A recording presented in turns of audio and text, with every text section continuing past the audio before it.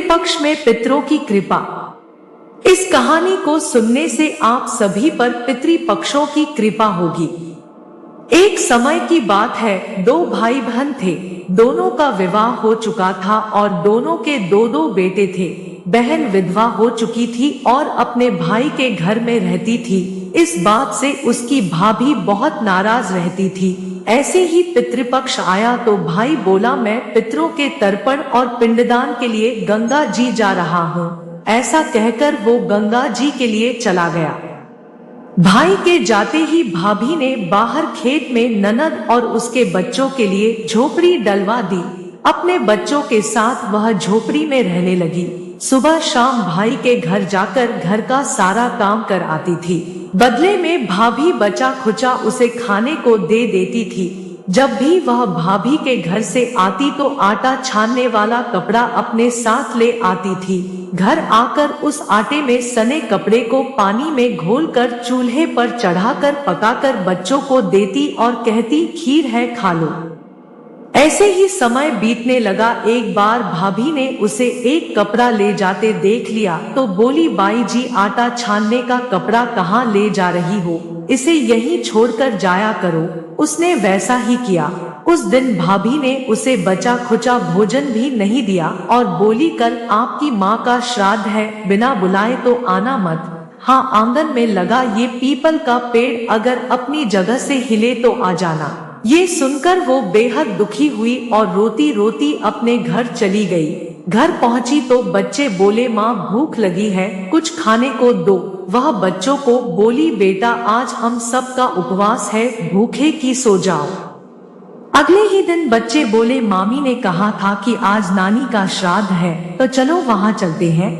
तो वह बोली, बेटा मामी ने कहा था कि आंगन का पीपल का पेड़ अगर अपनी जगह से हिले तो आ जाना। तुम बताओ, कभी पेड़ हिलता है?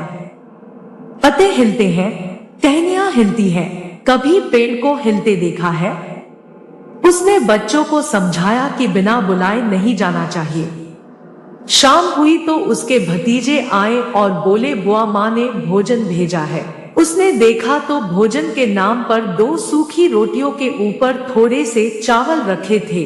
यह देखकर उसे बहुत क्रोध आया और अपने बच्चों से बोली, इसे झोपड़ी के ऊपर फेंक दो। और वह भूखे ही अपने बच्चों को लेकर सो गई। सारी रात गंगा माँ को याद करती रही और बोली, है माँ गंगा, मेरे भाई की रक्षा करना, वो हमारी रक्षा करेगा। अगले दिन भाभी आई और बोली, बाई जी, कल तुम्हारे पिता का श्राद्ध है, बिना बुलाए आना मत, लेकिन आंगन का पीपल का पेड़ हिले तो आ जाना। अगले दिन भी वे भाभी के घर भोजन के लिए नहीं गई। शाम को फिर उसके भतीजे आए और 2 सूखी रोटियां चावल के साथ दे गए। उसने फिर वह रोटी और चावल झोपड़ी के ऊपर फिकवा दिए और भूखे ही बच्चों को लेकर सो गई और सारी रात रोती रही, माँ गंगा से प्रार्थना करती रही। इसी तरह पितृपक्ष के 16 दिन बीत गए और उसका भाई वापस आया तो उसने देखा उसके घर के आंगन में कीचड़ ही कीचड़ भरा है। वो अपनी पत्नी से पूछने लगा, ये कैसा कीचड़ है? मेरी बहन और भांजे कहाँ हैं? तो उसकी पत्नी बोली, श्राद्ध के पूरे 16 दिनों तक मैंने तुम्हारी बहन और भांजों के पैर कच्चे दूध से धोए हैं, इसलिए यहाँ कीचड़ हो रहा है। तुम्हारे पीछे से मैंने उनकी खूब सेवा करी, खीर पूरी खिलाई, फिर भी वो मुझसे नाराज होकर खेत में झोपड़ी डालकर रह रही है। भाई खेत पर पहुंचा तो वह देखता है कि वहां कोई झोपड़ी नहीं थी। वहां एक आलीशान महल बना हुआ था जिसके आंगन में उसके भतीजे खेल रहे थे। उसने जाकर अपनी बहन से कहा, बहन ये सब क्या है? तब उसने अपने भाई को सारी बात बताई और बोली, भाई जो तेरे आंगन में कीचड़ है वो कच्चे दूध से नहीं बल्कि भाभी के व्यवहार से, जो मैं दिन रात रोती थी उन आंसुओं का कीचड़ है। माता पिता के श्राद्ध पर भाभी ने कहा, पीपल का पेड़ हिले तो आ जाना, बिना बुलाए मत आना।